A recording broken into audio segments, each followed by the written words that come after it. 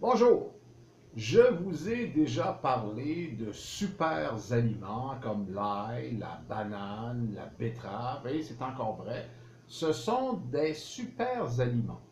Mais il y a des éléments dans la nature qui sont plusieurs tablettes au-dessus et qui font, j'aime pas le mot parce que c'est galvaudé depuis des années, mais de petits miracles. Et c'est pas depuis hier matin, je parle aujourd'hui de l'herbe de blé euh, que j'ai connue dernièrement. Malgré mon âge avancé, j'apprends encore des trucs. Et les tenants de l'herbe de blé, les utilisateurs, sont catégoriques. C'est l'herbe de blé qui va ramener n'importe qui sur pied. Ça a l'air énorme, mais pourtant, dans l'histoire de l'herbe de blé, il y a certaines histoires incroyables, comme par exemple une dame qui aimait le goût de l'herbe de blé et qui en mangeait comme ça, mais pas pour se réhabiliter, parce qu'elle était en chaise roulante, ne marchait plus. Eh bien, aussi curieux que ça puisse paraître, elle a retrouvé l'usage de ses jambes grâce à l'herbe de blé. Là, rendu là, on fait wow, un instant, j'en ai entendu des histoires de pêche comme ça, mais pourtant, c'est bien réel.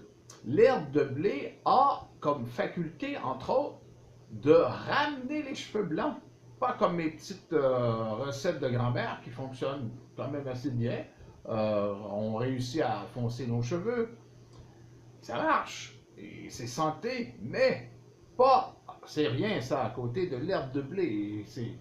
C'est là que j'ai fait la rencontre de l'herbe de blé. C'est en me rendant compte que cet utilisateur-là, qui avait les cheveux blancs au moment où je l'ai connu, a les cheveux poivre et sel, un peu comme je les ai, et sans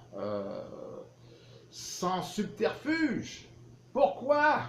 Eh bien, voici, ça s'explique. Il faut faire des recherches pour ça, parce que sinon, ça a l'air trop. Trop, c'est trop, à un certain moment donné. D'abord, l'herbe de blé, c'est pas depuis hier, c'était la médication des pharaons dans l'Égypte ancienne. Les grands prêtres soignaient les pharaons avec, entre autres, l'herbe de blé. Et puis, ça s'était un peu perdu, puisque ça faisait, j'imagine, un peu ancien, c'est le cas de le dire, l'Égypte ancienne. On a un retour en 1930, un mec qui s'appelle, c'est un chimiste, Charles Schnabel. Alors, Charles Schnabel, qui passe pour être le père de l'herbe de blé, c'est pas fin pour les médecins antiques de l'ancienne Égypte, mais en tout cas, on est en 1930, il y a un producteur de poulets qui perd tous ses poulets et qui va le voir, le chimiste en question, et lui demande qu'est-ce qui peut les ramener. Et Schnabel, qui avait étudié l'herbe de blé au niveau nutritif, dit si ça, ça marche pas, il n'y a rien d'autre qui va marcher. Et finalement, pour faire une histoire courte, les poulets sont revenus à la santé et Schnabel a décidé de mettre ça en poudre. Déjà là, en poudre, on perd 50% en enlevant l'eau et en déshydratant, on perd 50% des facultés de l'herbe de blé, mais même à 50%, il a obtenu des petits miracles. Voilà, et on va expliquer pourquoi, parce que quand même, il faut expliquer ça, sinon ça a l'air d'une histoire de pêche.